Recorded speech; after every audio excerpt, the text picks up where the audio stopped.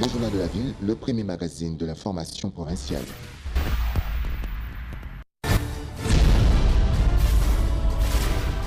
Tout de suite, le journal.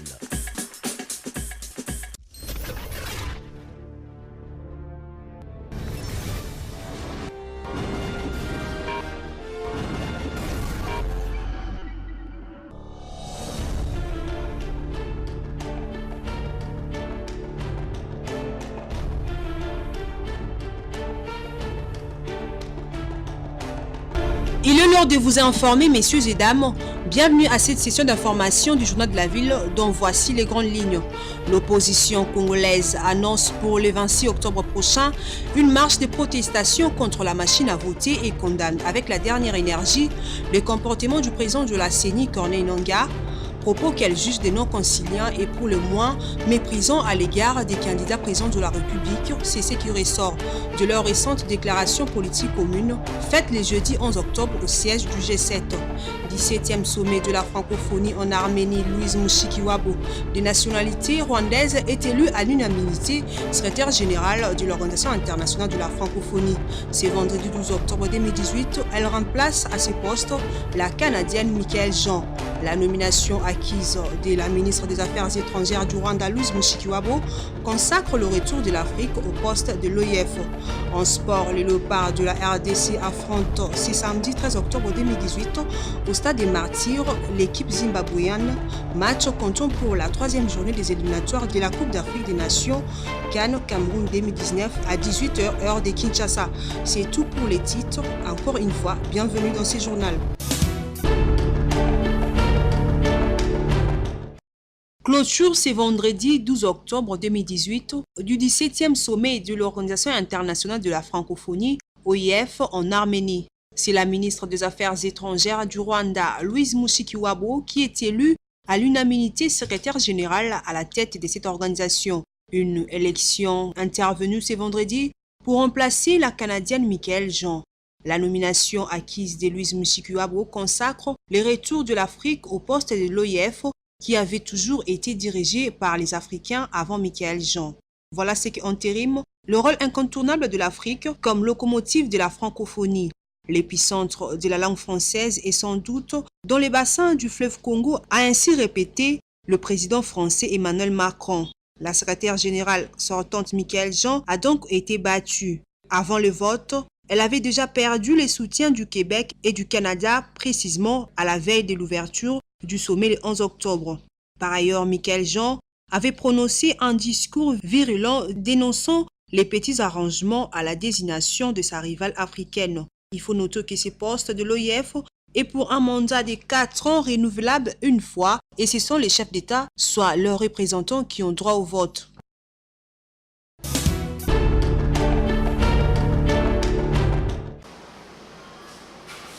Dans sa mission régalienne qui consiste à réguler les médias et après plusieurs monitorings faits au regard de plaintes de certains acteurs sur leur inaccessibilité à la chaîne nationale, le Conseil supérieur de l'audiovisuel congolais envisage une réunion avec toutes les parties prenantes à l'issue de celle tenue avec la direction générale de la RTNC. La rencontre avec le directeur général de la RTNC fait suite à la journée de réflexion que nous avons organisée dernièrement, parce que tous nos rapports de monitoring ainsi que les rapports de monitoring faits par les unités privées comme les unités de la société civile, leurs unités de monitoring, montrent qu'il y a un déséquilibre total dans le traitement des informations. Nous avons envisagé ensemble l'organisation d'une grande rencontre qui implique toutes les parties prenantes.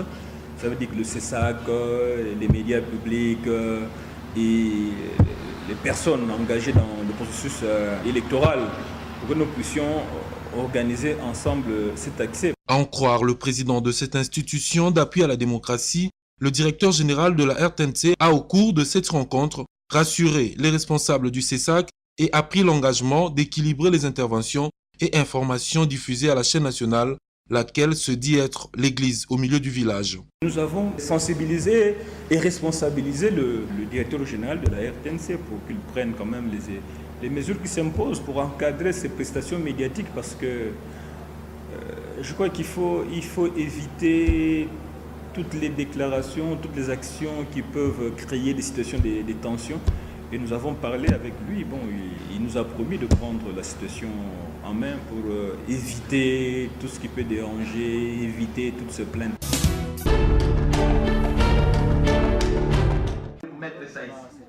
Le Conseil supérieur de l'audiovisuel congolais, CESAC, invite les professionnels des médias candidats aux élections de décembre 2018 à se conformer à la loi et à faire la part de choses entre la profession et la carrière politique, surtout en cette période préélectorale.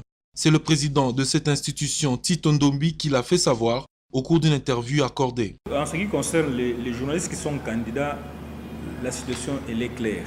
Le code d'éthique et de déontologie dans son article 2 insiste sur l'indépendance et la neutralité du journaliste. La neutralité, insiste du journaliste. Et le journaliste en tant que professionnel accomplit une mission d'intérêt général. Une mission qu'il doit accomplir loyalement. Or, un journaliste engagé politiquement, le candidat, il devient un militant. Il milite pour sa cause, il milite pour son parti, il milite pour son regroupement politique. Il milite pour ses convictions. Vous voyez, il s'éloigne des missions d'intérêt général. Parce que le journaliste, c'est un acteur social. Un acteur social qui milite pour des missions d'intérêt général. C'est le contraire d'un acteur politique. Or, maintenant, les journalistes qui sont devenus candidats quittent leur statut d'acteur social, ils deviennent des acteurs politiques. Dès ce moment-là, on ne peut plus concilier l'activité journalistique avec l'engagement politique. Fini l'étape pédagogique, le CESAC promet des sanctions aux récidivistes et à ceux qui n'obtempéreront pas au prescrit de la loi, mais cela se fera bien entendu après avoir pris langue avec les responsables des organes de presse de ces journalistes. La loi est dure, mais c'est la loi, dit-on. Les chevaliers de la plume sont appelés à observer l'éthique et la déontologie professionnelle, d'autant plus que la presse est un métier qui est régi par des textes ainsi que de valeurs universelles.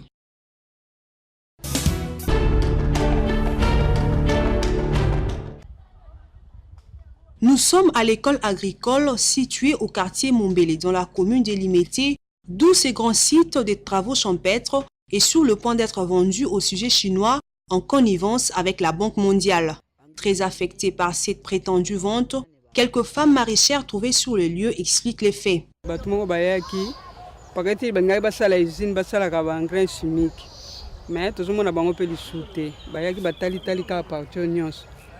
mais esimbite bazonga na bango bayaki pe babengi biso to signer pe mikanda mabeleja ya leta biso to jaba mama to sala to bika ka pe awa ese biso mbongo po ebikisa biso tana na modelo ya biso obandi utambula na barabara ozosenga batu ba bengo na ndoki ka chozana kindoki te po zangi ba yepsi biso boya na bakati batuni biso ba mituna ndenge baloba ndeto kozonga lisusu ba msusu nani bakutani te ba solola. Saisis par ces femmes afin de les aider à trouver une solution car ces terrains nourrissent un bon nombre de familles, Boni Kamunga, président de Kinshasa Telema, était descendu sur le terrain pour faire son constat et met en garde tous ceux-là qui veulent vendre cette seule école agricole en promettant une mobilisation en cas de récidive. Cette site ici nourrit plus de 2000-3000 personnes dans les quartiers Mombele et dans les quartiers environnants. Et ces mamans ici et ces jeunes gens ici vivent de ça. Ils paient les minerval de leurs enfants avec ça. Ils font nourrir la maison avec ça. Nous n'accepterons jamais qu'on vende cette site. Ce n'est pas gentil. Hein? Ayons pitié quand même de cette population qui est en train de souffrir, qui est en train de trimer. Hein? Moi je pense que nous disons non, N-O-N, à la vente de ce terrain ici. Ça ne sera pas vendu, nous allons nous soulever pour ce terrain ici d'agricole. Nous disons non.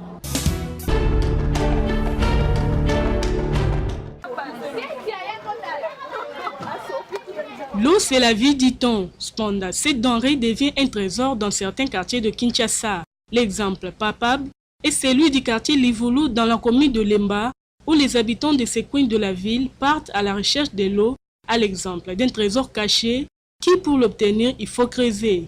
Ici, à Livulu, il n'est pas question de creuser, mais plutôt d'aller même aux heures tardives pour obtenir de l'eau potable. L'eau de la régie des eaux ne sort qu'une fois par semaine ou même presque pas. La population de ces contrées de la ville recourt à l'eau de forage dont un bidon de 25 litres coûte 200 francs congolais.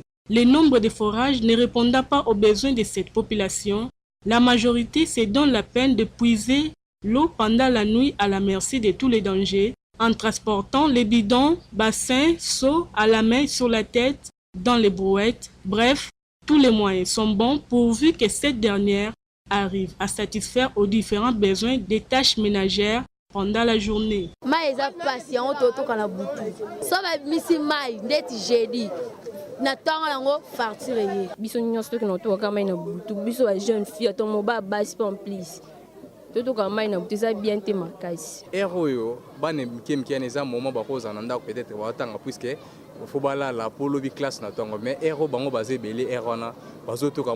Parce que pompe est bandé ou bandé aéro. Déjà régie des eaux a tout ça na commune ya Lemba, Rigini, Salongo, Livulu, Mbanzalemba, Maezalagate, surtout Salongo na Livulu na Mbanzalemba, Maezate. Bo sala pena tout ceux qui moyens ali bo me ko résoudre nos problèmes oyo. Bana ba komi ba kingwa ko kota pour me bido à 25 kg. La régie des eaux, celle entreprise de distribution d'eau à Kinshasa, est appelée à pérenniser ses services même au coin le plus reculé de la capitale congolaise.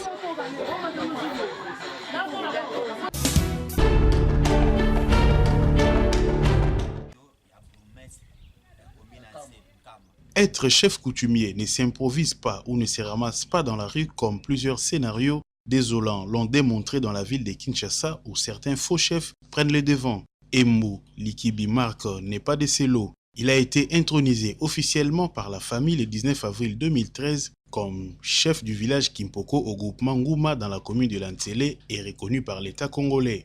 Mais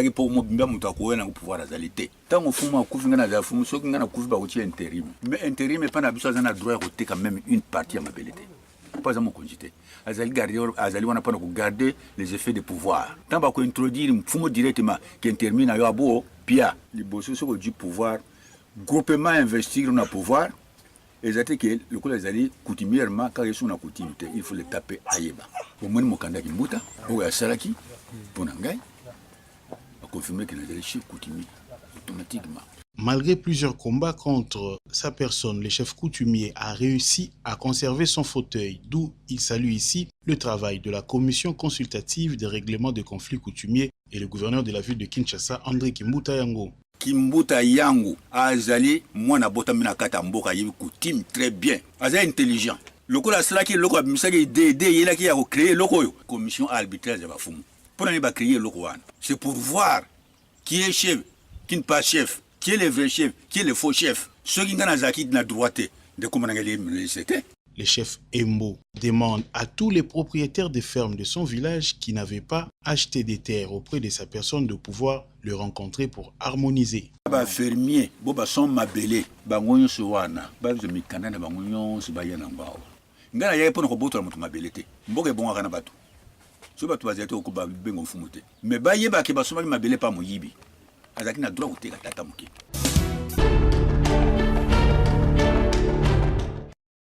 12 octobre 1989, 12 octobre 2018, voilà 29 ans depuis que Franco Luambo Makiadi a quitté les sols de ses ancêtres.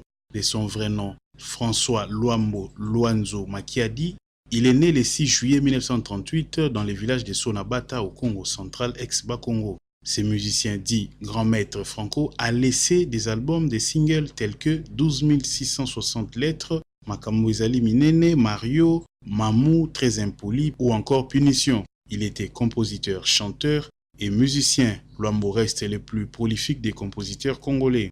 Il a fait partie du Hockey Jazz, devenu ensuite le tout-puissant Hockey Jazz, entendez tout-puissant orchestre quinois de jazz.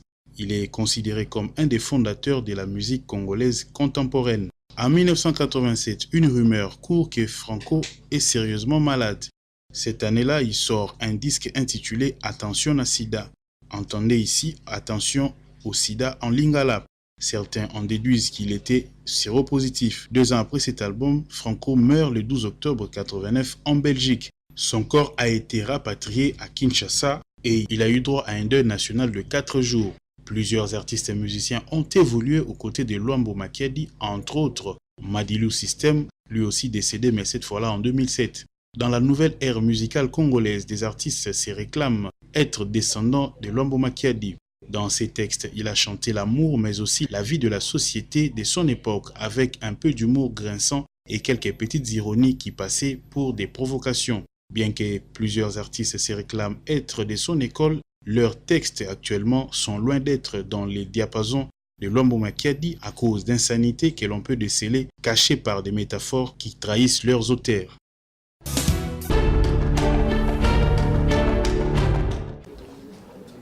La conférence de presse d'avant-match de ce samedi pour les comptes des éliminatoires de la Coupe d'Afrique des Nations Cameroun 2019 s'est tenue le vendredi 12 octobre au Stade des Martyrs de la Pentecôte.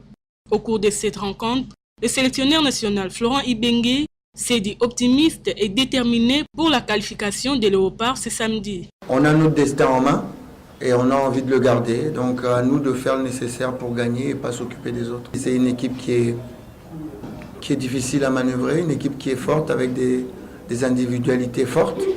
Donc il faut qu'on soit capable d'annihiler leurs forces et puis d'imposer aussi notre façon de jouer. Au niveau du dispositif, je crois qu'on ne va pas changer, on va utiliser le même qu'on utilise d'habitude, un 4-3-3. Et puis après, les hommes seront un peu différents, mais le dispositif sera là. Le sélectionneur de la Zimbabwe a quant à lui fait savoir que la priorité pour son équipe est de gagner. I think at the moment I'm only worried about playing. Des propositions à faire, je n'ai pas ici dévoiler la face de mon profil, mon système de jeu. Je pense que tout sera connu demain lorsque je vais rencontrer la RDC. Very experienced side, one of the best teams in Africa. Les athlètes congolais de leur côté sont déterminés à mouiller leur maillot pour donner la victoire à la RDC.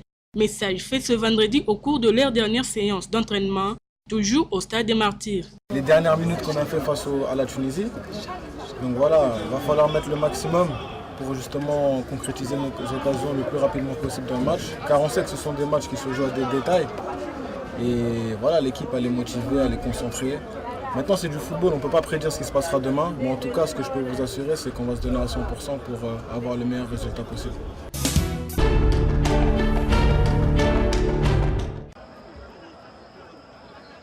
Les Léopards de la République démocratique du Congo affrontent ce samedi 13 octobre à partir des 18h, heure de Kinshasa au Stade des Martyrs de la Pentecôte, les Warriors de la Zimbabwe en match comptant pour la 3e journée des éliminatoires de la Coupe d'Afrique des Nations Cameroun 2019.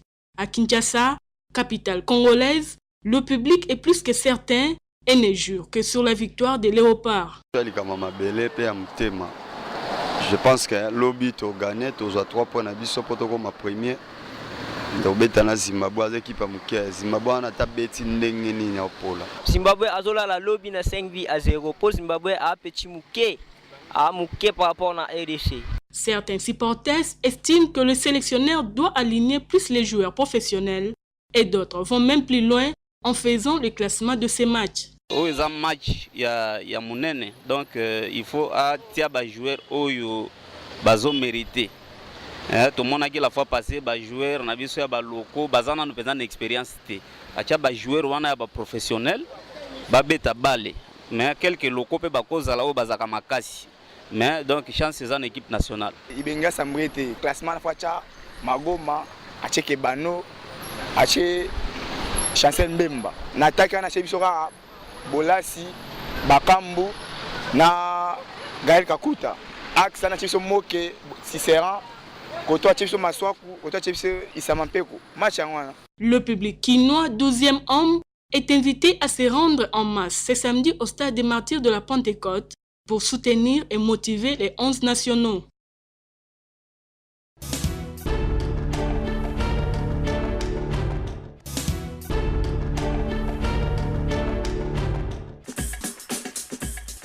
Voilà qui met fin à cette session d'information du Journal de la Ville. Merci de l'attention soutenue.